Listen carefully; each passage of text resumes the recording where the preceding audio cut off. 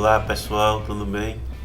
Vamos aqui, a mais um vídeo aqui no canal da Aztec, esse canal que vem impulsionando pessoas e organizações na engenharia, na ciência de dados, na inteligência de dados como um modo geral, Estamos aqui em mais um vídeo da nossa playlist de engenharia de dados e nós estamos agora falando sobre ferramentas, sobre bibliotecas, e ferramentas que podem ser utilizadas pelo engenheiro de dados num desenvolvimento de código,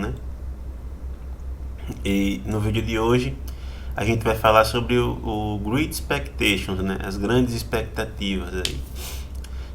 Eu sou Henrique Santos, sou engenheiro de dados e vamos pro vídeo.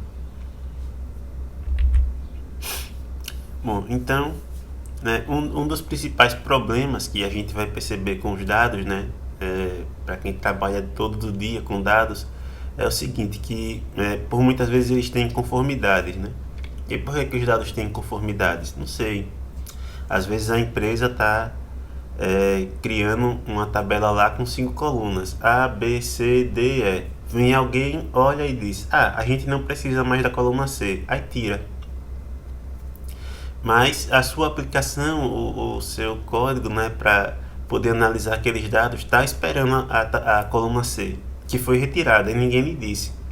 Se você for tentar rodar, vai dar uma inconformidade com os dados, Então esses problemas acabam acontecendo, tanto de colunas faltantes, tanto de valores nulos, Às vezes alteração no tipo de dados, não sei, alguém decide que o valor era float, mas é melhor agora que ele seja inteiro, aí muda, E isso é comum que você veja que no dia a dia, como engenheiro de dados, você vai ter essas alterações, É muito comum e vai ter algumas inconformidades aí nos dados.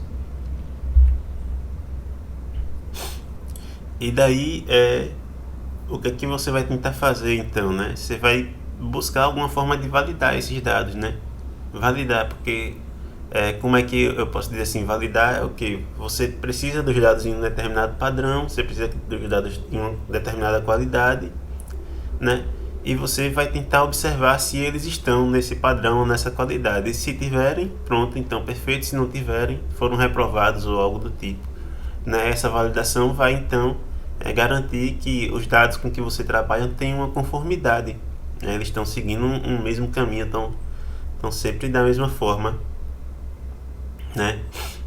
E se você não tem essa validação, essa conformidade, aí você vai ter problemas, com as aplicações, problemas às vezes com o ETL, uma transformação que você precisa fazer. Se uma coluna era inteiro e virou float, aí você tem um monte de arquivos que é inteiro naquela coluna e agora você só está recebendo arquivos naquela coluna como float.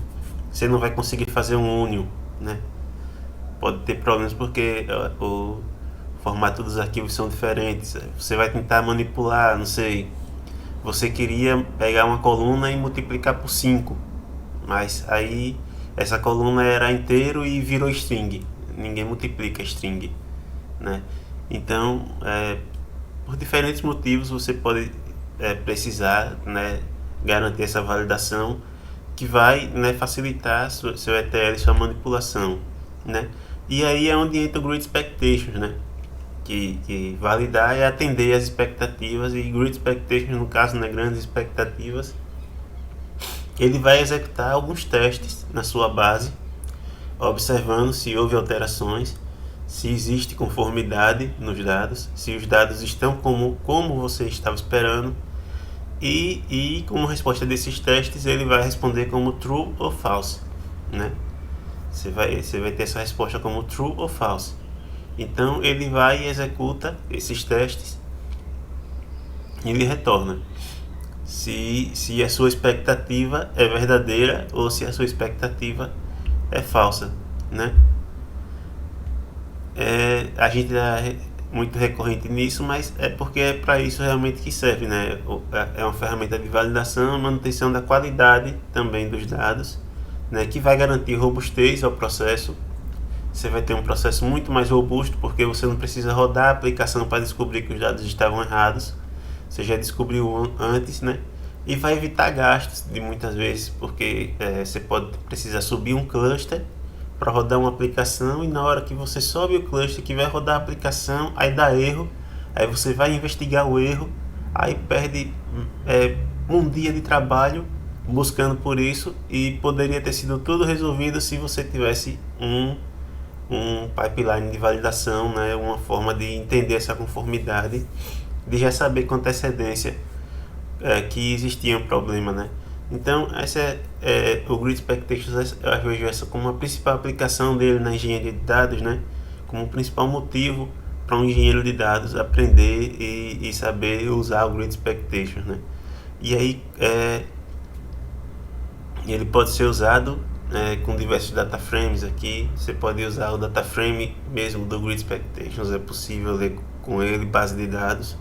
Você pode usar o Grid Expectations em data frame Pandas e Spark, né, em data frames em dados de SQLite e PostgreSQL, né? Então tem todos esses formatos aqui, pode ser usado o Grid Expectations com ele, e pode fazer a conversão também, né? E além dessa validação que vai dizer se os dados foram aprovados ou reprovados, né? Você pode fazer testes de qualidade, né? Para você saber de acurácia, de consistência, de integridade, ou pode ser um data profiling, né? Para criar alguns insights, talvez, para perceber padrões, né? Esses testes do Grid Expectations, eles são bem amplos assim, né? Você consegue, com o meio deles, explorar muita coisa na sua base de dados, né? Tirar um bocado de informações e aí deixar um código pronto para automatizar essas coisas.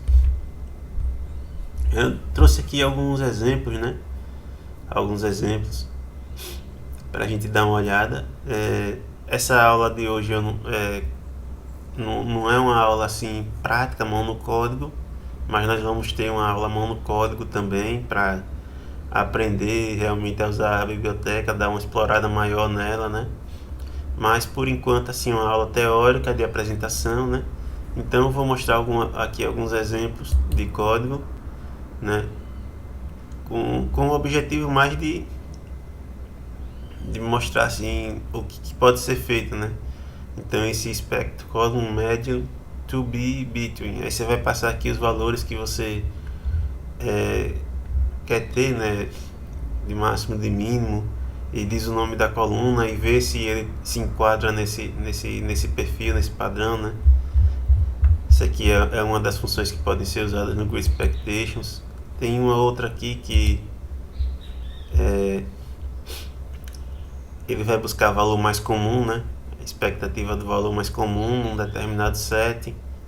Aí você vai passar também as variáveis, ele vai buscar essas informações para lhe dizer os valores mais comuns, tá? Ou se a sua expectativa tá dentro do que era esperado, né?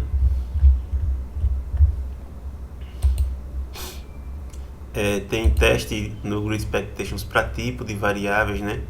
Então vamos dizer que você espera que a variável seja de um tipo booleana. Aí você diz aqui qual é a coluna e qual é o tipo, né?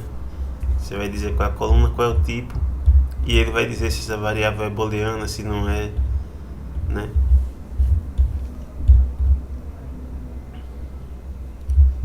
Ele vai dizer poderia ser um valor inteiro, talvez, né? Vamos dizer que você precisa ver se a sua base tem valores nulos, né? Aí existe teste também, né, para saber se tem valores nulos. Você vai passar qual é a coluna que você quer explorar e ele vai retornar se nessa coluna existe valores nulos, né?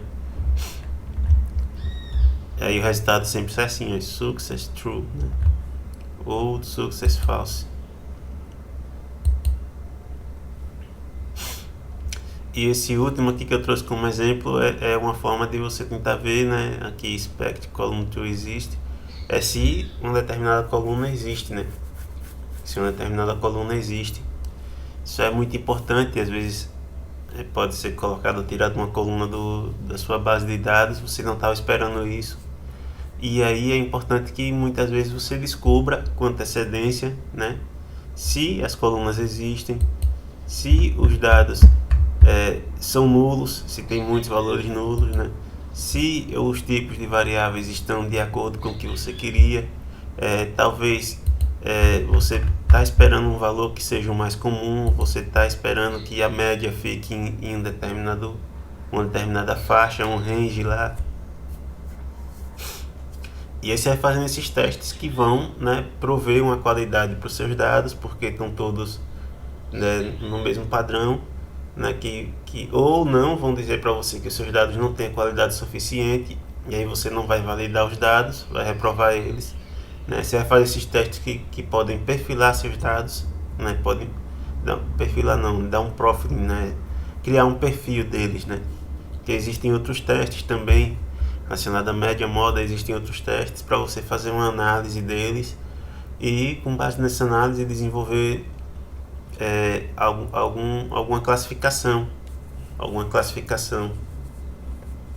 dizer esses dados são assim, esses dados são assim. Então existem muitas coisas que podem ser feitas, né, com Grid Expectations.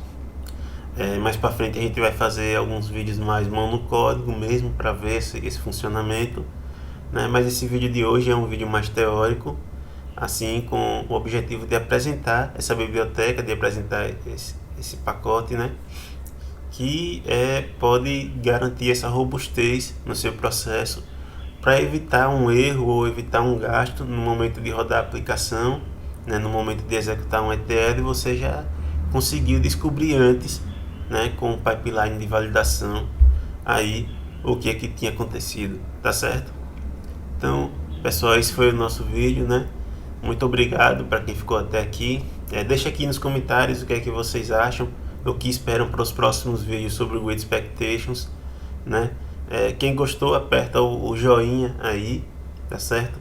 Quem quiser ver os próximos vídeos, estiver interessado, não se esquece de se inscrever no canal e de apertar o sininho, tá bom? E até mais. Obrigado.